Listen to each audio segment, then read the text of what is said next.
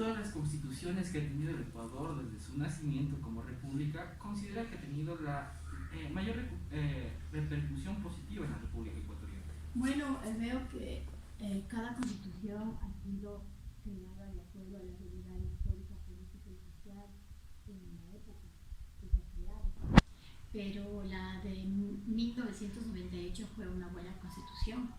Pero la última del 2008 creo que es la que hubo más participación de todos los sectores sociales y es la que está ahorita vigente, creo que es la mejor que hemos tenido. ¿Considera que la Constitución del 2008 brinda más derechos al delincuente que a la población en general, según su opinión popular?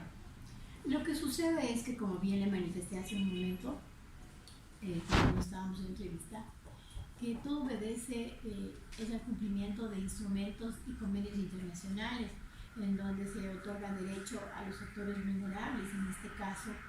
Y también en la Constitución del 2008 tenemos un derecho que es el derecho a vivir sin violencia, que es muy importante para la mujer, la niñez, la adolescencia, para los grupos vulnerables de la tercera edad, mujeres embarazadas.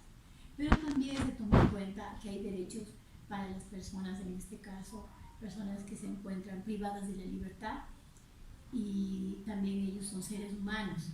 Lo que sucede es que a veces los medios de comunicación tergiversan y no respetan la administración de justicia. Usted sabe que, por ejemplo, la Constitución de los Estados Unidos, hasta el presidente de los Estados Unidos respeta un fallo o una sentencia de un juez, ¿sí? Para eso están las instancias de justicia, para que puedan acudir las partes en este caso. Pero aquí, lamentablemente, es el desconocimiento. Cualquier persona puede opinar, opinan mal en los medios de comunicación y eso es lamentable. Eso es lamentable porque opinan sin tener el conocimiento suficiente o investigar fehacientemente cuáles son los hechos y todo eso. Entonces, ese es el problema que tenemos aquí en nuestro país, el desprestigio a los estamentos, en este caso de la administración de justicia. No es que tengan más derechos, es que les corresponde tener derechos humanos, como tenemos todos los ecuatorianos, o como tienen los extranjeros, o como tienen los migrantes. Eso es. ¿Cuál cree que ha sido el error más común al reformar las constituciones desde 1830 hasta la actual? Bueno, en 1830, el pueblo ecuatoriano no tenía opinión para nada. En esa época era solamente ciudadano el que tenía dinero, que tenía, digamos, un apellido hispano, y realmente por eso yo les dije hace un rato que la Constitución ha respondido a todo el desarrollo, a toda la dinámica histórica, social, política y económica del país, ¿sí? De los gobernantes, de quienes estaban en el poder como clase dominante en ese momento. Entonces, por lo tanto, en esa época tenías que ser blanco, tenías que ser con apellido español, tenías que tener educación, los analfabetos no existían, ¿sí? Entonces, por lo tanto, antes no se contaba con la participación de los grupos sociales, de las diferentes diversidades étnicas, ni tampoco se contaba con las diferentes organizaciones tanto de género. No existían esos términos. Entonces no se contaba con eso.